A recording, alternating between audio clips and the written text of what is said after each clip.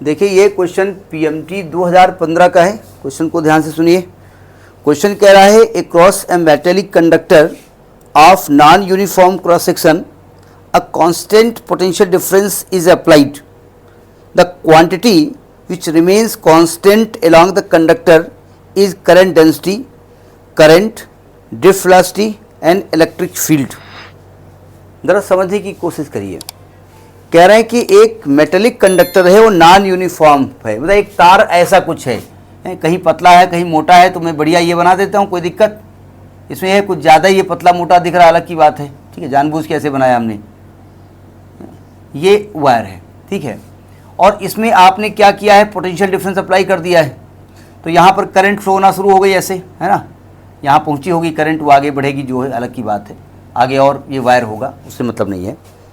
तो पहले बता रहे हैं कि भाई यहाँ पर जो कुछ क्वांटिटीज़ दी हैं, एक करंट डेंसिटी दी है, एक करंट दी हुई है, एक ड्रिफ्ट वेलोसिटी दी हुई है और एक दी है इलेक्ट्रिक फील्ड। इन चारों क्वांटिटीज़ में कौन सी क्वांटिटी कांस्टेंट रहेगी? देखिए अगर करंट डेंसिटी की बात करें J बराबर I/A है ना, तो सिंपल सी बात है, नहीं पहले तो हाँ I/A, देखो I क्या होता है, I बराबर Q/T होता है ना। तो ये बताओ अगर इस वाले एंड से 500 इलेक्ट्रॉन चलेंगे तो क्या यहाँ आकर के 600 हो जाएंगे या 300 हो जाएंगे? तो एक साथ पहुँचेंगे वहाँ पर। तो law of conservation of charge अगर लगा दें तो जितनी करंट यहाँ से चलनी है, जितने इलेक्ट्रॉन चलने वो इतने पहुँचने हैं, यानी यहाँ पर I जो होगी ना वो कांस्टेंट होगी, करंट कांस्टेंट रहेगी। समझ में आई बात? नहीं आई?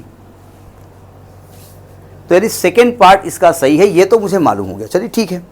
कभी कभी क्या होता है कि हम जब करेक्ट आंसर लिखते हैं तो करेक्ट में भी मोस्ट करेक्ट होता है, करेक्ट एंड मोस्ट करेक्ट, ठीक है। जैसे एक बार क्वेश्चन पीसीएस वगैरह में कोई पूछा गया था ग्रीन हाउस इफेक्ट, तो ग्रीन हाउस इफेक्ट में हम जानते हैं कि वो कुछ गैसेस होती हैं जिसकी वजह से एटमॉस्फेयर गर्म हो जाता है, ये कॉन्सेप्ट है। लेकिन एक्चुअली ग्रीन हाउस इफेक्ट का मतलब होता है कि ठंडे प्रदेशों में एक कांच का बर्तन है, उसके अंदर पौधों को उगाना, तो वो दोनों ऑप्शन थे, इसलिए मोस्ट करेक्ट वो था। तो यहाँ पर करंट कांस्टेंट है तो मालूम हो गया, लेकिन जो और वैल्यूज़ हैं वो कांस्टेंट नहीं है, ये आप समझो पहले। देखो J बराबर I/A है, I कांस्टेंट है तो J प्रोपोर्शनेट 1/A, यानी कि J जो है ना A के इनवर्सली प्रोपोर्शनल है। क्या एरिया चेंज हो रहा है? यहाँ से यहाँ तक चेंज हो रहा है, तो एरिया चेंज हो रहा है तो J भी तो चेंज होगा ना, तो J will not be constant. तो पहला पार्ट इसका तो सही नहीं हो सकता, ठीक है। अब कहते हैं ड्रिफ्ट वेलोसिटी, तो हम जानते हैं I बराबर होता है NEA/VD, तो जब VD की वैल्यू लिखेंगे तो आएगा I/NEA। अब I करंट है, वो तो कांस्टेंट है, number of electron per unit volume constant है, E कांस्टेंट है, तो VD भी प्रोपोर्शनेट होगा 1/A के, यानी कि ड्रिफ्ट वेलोसिटी भी चेंज होने वाली है, ठीक है। अब बचा यहाँ पर इलेक्ट्रिकल फील्ड। अब इलेक्ट्रिक फील्ड का कुछ रिलेशन एरिया से आपको कवर करना पड़ेगा। तो जब आपको Ohm's law in vector form पढ़ाया गया था तो वहां बताया गया था J बराबर सिग्मा E, याद है करिए आप,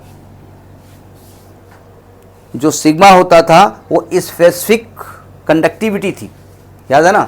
तो E की वैल्यू क्या आने वाली है, J/सिग्मा, और J प्रोपोर्शनेट 1/A हो गया तो ये भी 1/A के प्रोपोर्शनेट हो जाएगा। यानी कुल मिलाकर के इलेक्ट्रिक फील्ड हुआ, करंट डेंसिटी हुई, ड्रिफ्ट वेलोसिटी हुई, these quantities are inversely proportional to the area of cross section.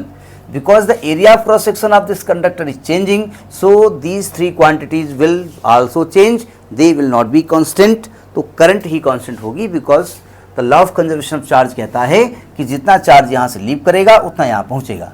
समझ में बात आ गई? तो इसका जो है आपके हिसाब से बी पार्ट इज सही, फिलहाल जो हम क्वेश्चन बता रहे हैं उसमें बी पार्ट सही है, ठीक, नोट करिए।